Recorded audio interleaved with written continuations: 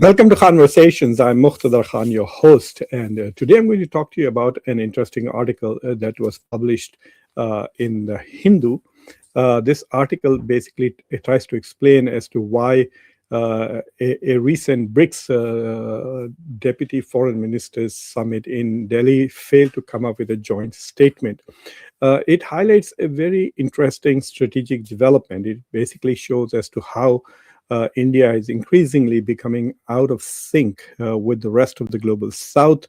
It highlights not only the fact that there seems to be a huge divergence or growing divergence between India and nearly all the countries of the global south and members of BRICS, as well as, if you recall, Shanghai Cooperation Organization, where India played a similar role when it came to condemnation of the attacks on Iran in June of last year. But this article is interesting. It obviously a lot of the participants spoke with Hindu's correspondents. This article was written by Suhasini Haider, who is the diplomatic editor at the Hindu. She is, in my opinion, easily the best foreign policy reporter slash analyst in India. She reports on very critical issues. Most of the issues that she highlights, whether it's on her social media or in her reporting at the Hindu, are of critical value. And because she is such a good analyst and understands geopolitics so well, her reporting is also analytically rich. So I have no hesitation in saying I'm a big fan of her work. I follow her closely. And this article was quite interesting. To be fair, it aligns with a lot of things that I've been saying on this show and writing in various short essays that I've published both in India and here in the US. I'm going to do two things. I'm going to walk you through this article. And then what I will also do is I will then show you, I prepared an infographic of some Indian voting pattern of India's voting pattern in the UN on this particular issue. And then I will basically conclude by highlighting this fact that I think India has now decided that it is not going to play is not really that keen on playing a balanced role in the Middle East, and the fact that India is now more and more aligned with Israel and really does not care much about the Palestinian cause, even though it continues to give it lip service and says we stand for a two-state solution. As you recall, there was also in the news a report as to how India has kind of violated its commitments to the UN by selling arms to Israel during the genocide of Gaza. And so it is becoming pretty clear that no matter what, India has decided to put morality aside and traditional Indian diplomacy aside to clearly align itself with Israel, but it's taking a lot of precautions to hide that fact because given its equities in the Gulf and the Middle East, it perhaps fears some backlash, not from the leaders of the Gulf countries who themselves are perhaps even more closely aligned with Israel, especially the United Arab Emirates, than India itself, but given the fact that there are close to 10 million Indians working in the Gulf. India's trade with the Gulf countries is about $200 billion. India depends for nearly 75 to 85% of its energy on Gulf countries. And not only that, but the remittances from there are over $50 billion. So given all of these dependencies that India has on the Gulf countries, it would like to continue to maintain a facade of balanced approach to the Palestinian cause, because for most citizens of those countries, the Palestinian cause is very dear to their hearts, while their governments may not be as committed to the Palestinian statehood or the Palestinian well-being the publics definitely are. So India, which enjoys a lot of soft power in the Middle East, wants to, I guess, maintain that soft power by continuing to maintain this facade of multi-alignment and balanced approach to the Middle East. So let me first walk you through the article itself, and then we will discuss what else is happening. So this article is fascinating. Let me just okay. So the article says UAE-Iran differences and India's plans to dilute language on Israel-Palestine derail joint statement at BRICS meet. So you must understand that India is the BRICS president this year, and India will be hosting the convention. The foreign ministers meeting, I think, is going to be in May, very close to the time, I think, forward when also Marco Rubio will be visiting India.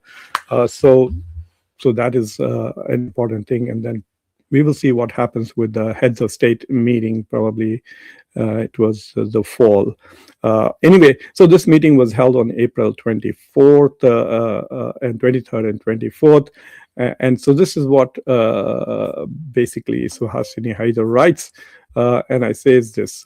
She says, while delegates from the United Arab Emirates and Iran sparred over the war in West Asia, a number of diplomatic and official sources present or briefed about the discussion said that the meeting on April 23rd also saw an unexpected attempt by India to tone down language on Israel and Palestine, which was opposed by almost all other members. I think this almost probably is because perhaps UAE was more aligned with India's position on that, given the fact that both India and UAE are members of the now defunct organization, or at least at the moment dormant I2U2, a quadrilateral alignment between India, UAE, Israel, and the United States. And given the growing divergence in US and Indian positions on many issues, I2U2 has sort of become dormant.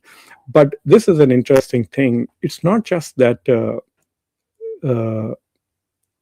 the countries, the other members are surprised by India's position, but what is interesting is that they are willing to talk about it to the press because they want that to come out. I think India has been doing this stuff that is pushing and diluting BRICS and SCO resolutions and statements in many ways to align with Israel's and US positions, to the detriment of the members of those organizations. For example, India was the only country that refused to sign on to SCO's condemnation of Israeli attacks on Iran last year. And so there was no final statement.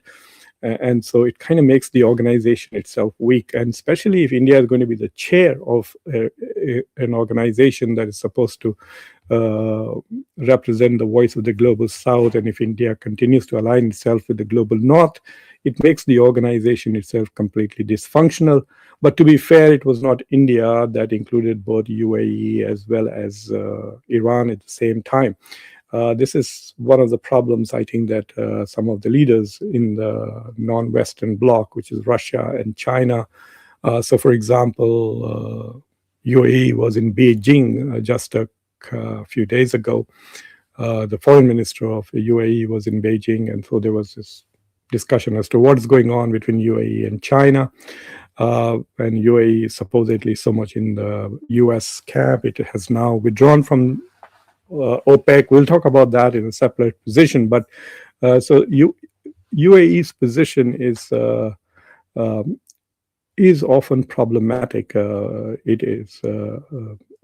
It is everywhere, but it often, in terms of its voting patterns and its strategic choices, it's very closely aligned with Israel and the US on most issues. In fact, more with Israel than the United States, because, for example, when it comes to Sudan, UAE is not on the same page with the US.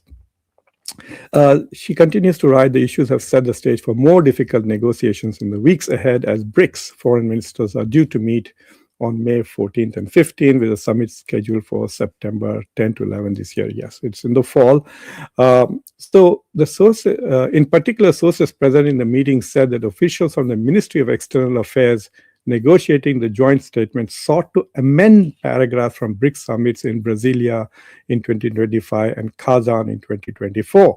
So basically, what has come out is that things that India had agreed to in the past, in Brazil as well as in Russia, when the summits were held, when India became president, it was going to dilute that language. And so basically, it's like saying that if India is president of any organization these days or chairman, then that organization is going to be very, very sensitive to Israeli needs and Israeli interests. But when India is not in leadership position, so it is willing to sign on to language which is far more critical. But one of the more troubling aspects was this particular point that they make. These included softening language that criticized Israel for its bombardment of Gaza and Lebanon, as well as dropping the references to East Jerusalem. So India now does not want, and apparently this has become a pattern. India simply refuses to mention East Jerusalem as the capital of Palestine. These things are very important to Israel, that slow erasure of Palestinian identity, slowly marginalizing the Palestinian issues, removing it from front and center of international discussions. Israel wants the world to forget Palestine and not take note of the atrocities and the genocidal violence that it continues to perpetrate both in Gaza and now in West Bank and in Lebanon. So this is what one of the diplomats told her. We were very surprised that India has agreed to such language at many multilateral fora, said a diplomat who was not to be named. However, another diplomat pointed out that India had incorporated such changes during the India-Arab League summit held in Delhi in January. In bilateral statements, India stopped using the term East Jerusalem in 2017 onwards. That's a very interesting observation. So the Hindu, as any good publication, reached out to the Ministry of External Affairs, and they have obviously not responded. So the point is happening is that, yes, BRIC is deeply polarized, but if BRICS is going to represent the voice of the global South, then I don't think that India is a good leader for BRICS in many ways, because India seems to continue to want to be in the US camp, and no matter how much in the United States or Donald Trump insults India, abuses India, India will remain quiet. As recently you saw how an RSS ideologue very close to the BJP, Ram Madhav, was so servile, subservient in his interventions here in Washington, D.C., where he tried to tell the Washington policy community that India does whatever America wants, even to the point of literally making factually incorrect statement. Of course, thanks to social media these days, he was immediately berated by people in India, and then he apologized and reversed his position.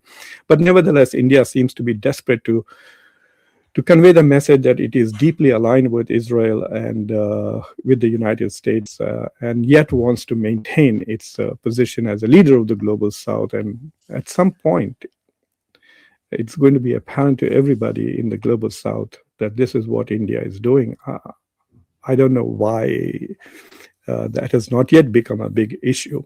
So the other thing that I want to do is to share with you a certain voting pattern of India. So I looked at how India has been lately voting at the UN. So in the last 2 years, 2024 to 2026. So for example, on June 12th, on the Gaza ceasefire resolution, which demanded immediate, unconditional, and permanent ceasefire and humanitarian access in Gaza.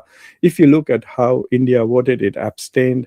Whereas if you look at Brazil, China, and the entire global South, a vast majority of them voted for it. So here you can see Indian government thinks this is multi-alignment, but it is not taking a principled position. A country that does not take a principled position in alignment with the values of the United Nations Charter, and then aspires to become a permanent member, can we trust India to to be a guardian of UN values is the question that comes to mind. And then again in October 27, September 18, June 12th onwards, repeated Gaza-related resolutions. India voted each time as abstain, whereas the rest of the global south, whether it's Brazil or China, again, a majority of countries from the south voted in favor of that resolution. So consistently, India, which means that if India became a permanent member, then of the UN Security Council with a veto power, then Israel probably will have two veto powers in the UN Security Council, one America's and the other India's. And someone needs to write an article with that headline, actually, that if India becomes a permanent member of the UN Security Council, it would mean that Israel will have two votes in the UN Security Council. And it would be interesting. India and the US can then, divide the workload in protecting Israel, even when it commits genocide from international censure.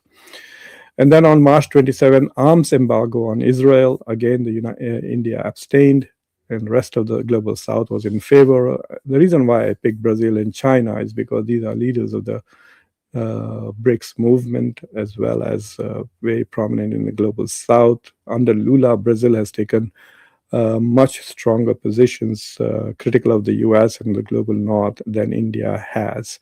And then again, investigations into Israeli violations. Resolution to establish an independent commission to investigate. Even there, India abstained. India cannot even...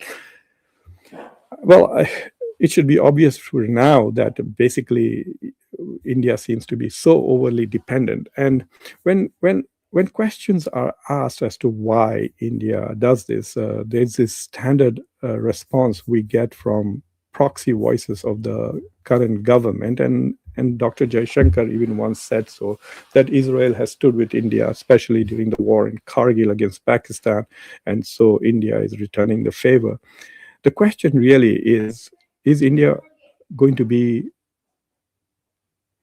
so dependent on Israeli military support with regards to Pakistan that India is so afraid that it will be standing alone against Pakistan, that it is going to compromise its values, its traditions, its desire to become a different kind of a world power that stands for the global good, that it cannot speak for the Palestinian cause. Let me put it very bluntly to you, that the Palestinian issue is so important not because they are Palestinians. I know for a lot of people in India, just because they are Muslims and they are being killed by Israel is a source of great delight and joy and happiness, that Israel is killing so many Muslims, literally over 70,000 in the past 2 years, most of them Muslim women and children. But let me tell you that it is an issue which talks about the oppression of the South by the North. It is the last vestige of colonial settler movements where populations from the North came and essentially committed excessive violence, the genocidal violence against people of the South, and took their lands. Like in the United States, Native Americans have become like 1%, 2%, and completely disappeared in America or in Australia. So there are huge such examples, New Zealand. So there are these examples of colonialism which results in settlements, which is different from India, the kind of colonial experience that India had. So for a country which has experienced imperialism and colonialism, for it to side with those very countries is astonishing. For a country that also brags about being a great civilization, for it to align with an imperial state is another shocking thing. So to me, that is the whole thing, that ultimately, eventually what is going to happen is that more and more countries are going to awaken to India's duplicitous position in these international organizations, where it gives lip service to balance and multi-alignment and says, oh, we support the two-state solution, but not taking any steps to make the two-state solution happen. On the contrary, taking steps such as selling weapons to Israel while it's bombing Gaza, which will undermine the possibility of a two-state solution. So taking actions and acting in a way which is contrary to the statement it does will also reduce India's credibility on moral issues.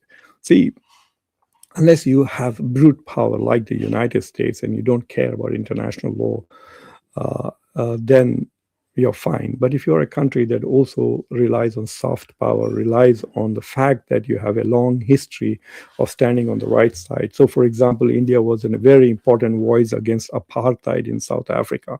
In fact, India played a principal role in ending apartheid or racial discrimination in South Africa. And now India will not even vote against apartheid in Palestine and in West Bank and Gaza that Israel practices. So that is the point that I want to make. Is that's fine. Yeah, if this is the moral direction in which Indian foreign policy wishes to go, but the point is that this will impact India's soft power. One of the shocking things that people realize, especially during and after Operation Sindoor, was in spite of all of India's efforts, diplomatic and otherwise, India felt that it stood alone. And that is something that will, I think, become far more pronounced if India continues to vote in ways which are absolutely inconsistent with that of the global South. India is never going to become a member of NATO. India is never going to become a member of European Union. India will never be considered a Western country. Take it from me. India's home, both geographically, historically, culturally, is the global South. Yes, India can become a Viksit Bharat, a highly developed country. There are many highly developed countries in the global South, like Singapore, for example.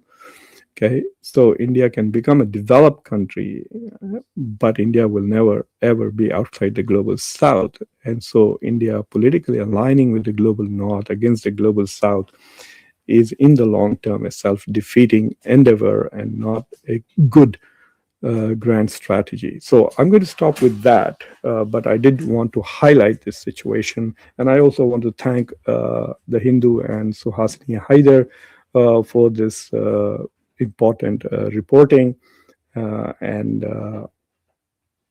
highlighting this.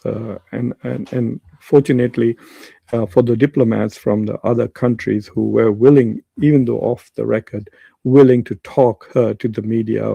We have not seen such statements when India stood alone supporting the Israeli position at the time of the SCO summit, a vote on US.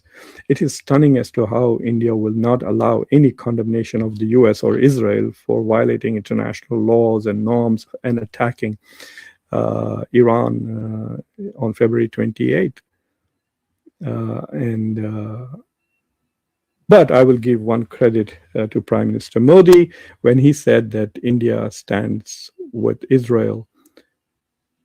Yes, India is standing with Israel only.